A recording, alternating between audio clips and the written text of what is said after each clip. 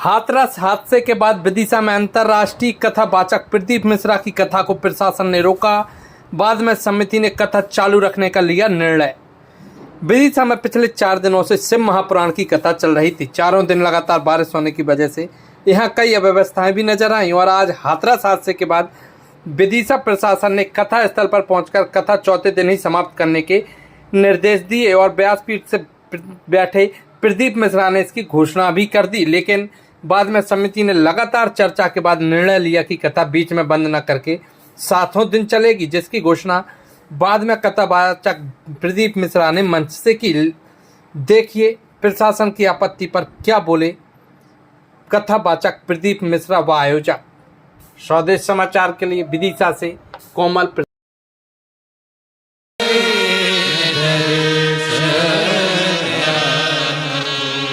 समिति का कहना है कि आप कथा 7 दिन की है तो 7 दिन पूरी करी जाए।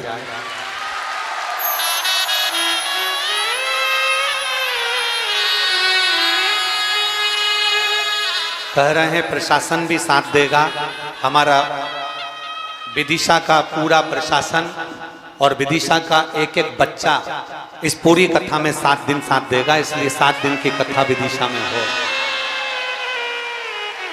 आप लोगों का क्या कहना है? जरा दोनों हाथ उठाकर हर हर।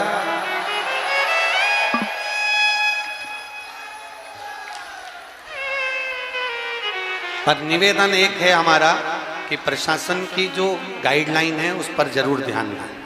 आप आयोजन हो, मना नहीं है, पर जो भी वो बोलें कि ऐसी व्यवस्था और अच्छी कर सके, वो भी अच्छा चाहते हैं और अपन भी अच्छा चाहते हैं, तो बहुत प्रेम से हो। तो कथा समिति के कहने पर आगे बढ़ा रहे हैं। तो ये कथा कल भी इसी समय 1 बजे से 4 बजे तक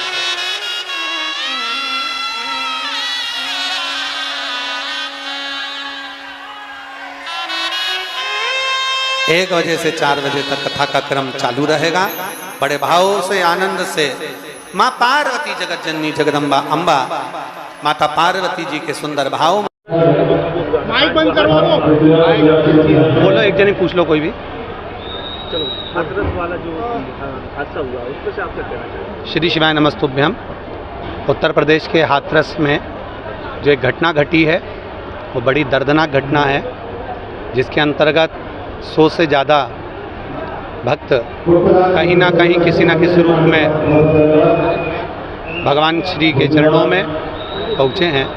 ये घटना जो जनमानस को हृदय से कछोट रही है। वास्तवता है कि इतने सारे भक्त एक साथ इस घटना के अंतर्गत अपने प्राणों को त्याग दिए।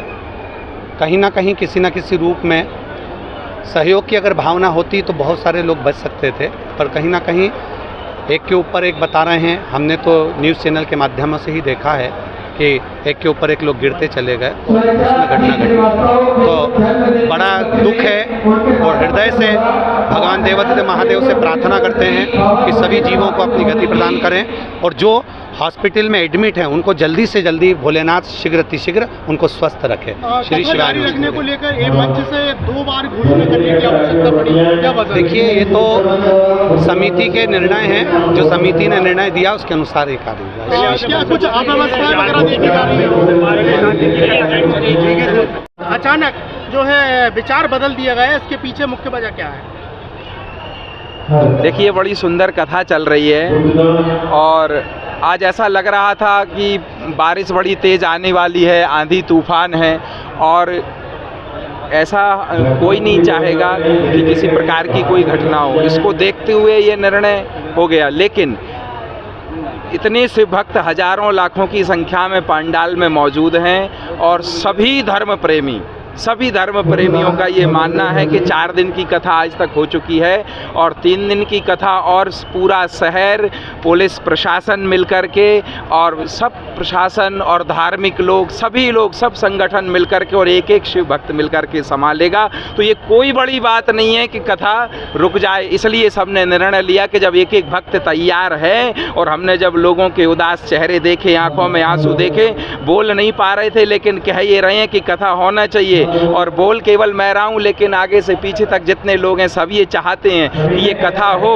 तो हमने भूत बावन भगवान शिव के ऊपर ये छोड़ दिया है, वो जैसा चाहेंगे। प्रकृति से हमारी लड़ने की कोई वो नहीं, हम प्रकृति से नहीं लड़ सकते, लेकिन हम प्रार्थना जरूर कर सकते हैं। भूत बावन भगवान कृपा करेंगे तो जैसी 4 दिन कथा निर्विघ्नता पूर्वक हुई है, ऐसी शेष 3 दिन की कथा और निर्विघ्नता पूर्वक हमारे शहर में संपन्न होगी। आयोजन समिति द्वारा क्या उचित इंतजामात नहीं किए गए, जिसके चलते भक्तों को कीचड़, पानी, इन सब परेशानियों से जूझना पड़ रहा है?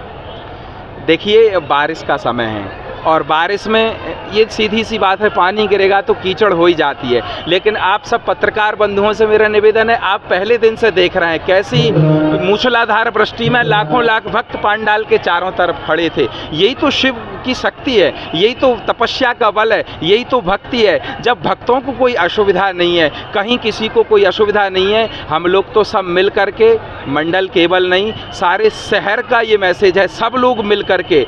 और कुछ मेरे उस तरफ भी जो मीडिया बंधु हैं वो भी चुपचाप मेरी बात सुन रहे हैं, लेकिन भीतर से कह रहे हैं कि ये कथा होनी चाहिए और यही हमारा बल है मिल कर के। और इसी बल पे हमने कहा है कि 3 दिन की कथा और पूरा शहर, पूरा धार्मिक जनमानस और एक एक व्यक्ति, एक एक नगरवासी, एक एक क्षेत्रवासी सब मिल कर के इस कथा को हम संपन्न करेंगे। और मैं सबसे आह्वान करता हूं आप सभी के द्वारा कि एक एक व्यक्ति अपनी सेवा प्रदान करे। अब ये 3 दिन की कथा और हमें संपन्न करना है, जहां जिसको सेवा लगे कि हम किस प्रकार की सेवा, किस प्रकार का श्रमदान कर सकते हैं, किस प्रकार हम अपने आप को यहाँ खड़े करके और जो लाखों लाख जनमानस हैं उनको कथा सुनवा सकते हैं। सुनने में आ रही थी कि प्रशासनिक दबाव भी कोई कथा को लेके कि कथा ना हो, जिसको लेके महाराज जी ने बोला था कि आज अंतिम दिन है। देखिए, बातचीत सब चल रही थी। अभी तक जो कथा हुई है वो प्रशासन के सहयोग से ही कथा हुई है। हमारा मंडल के अकेला कोई व्यक्ति अकेला कथा नहीं करवा पाता।